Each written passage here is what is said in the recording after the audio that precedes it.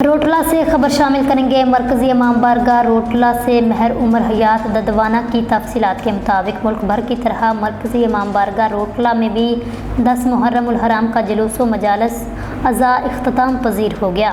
اس موقع پر عزاداروں کی جانب سے ماتم حسین اور زنجیر زنی کی گئی۔ مرکزی امام بارگاہ نزد مخدوم ہاؤس روٹلہ میں مجلس عزا منعقد کی گئی۔ 10ویں محرم الحرام کے حوالے سے جلوس بھی نکالے گئے، جس میں ذاکرین اہل بیت نے واقعہ کربلا اور شہادت حضرت امام حسین علیہ السلام پر تفصیل سے روشنی ڈالی۔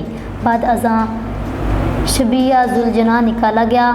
عزاداروں نے ماتم اور زنجیر زنی کی، بچوں نے بھی ماتم اور زنجیر زنی کی۔ پولیس اور مقامی انتظامیہ کی جانب سے جلوس و مجالس کے روٹس پر سیکیورٹی کے فل پروف انتظامات کیے گئے تھے۔ سیکیورٹی کے راستوں پر جگہ جگہ پانی کی سبیلوں اور لنگر و نیاز کا بھی اہتمام کیا گیا تھا۔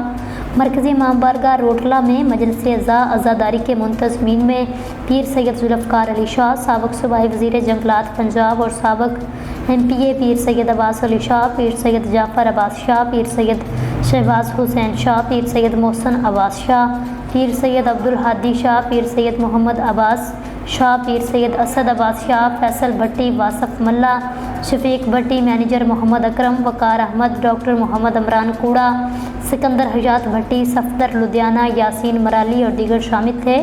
بعد ازاں مجلس عزا جلوس و ماتم داری کے اختتام پر شام غریبہ میں بھی برپا کی گئی۔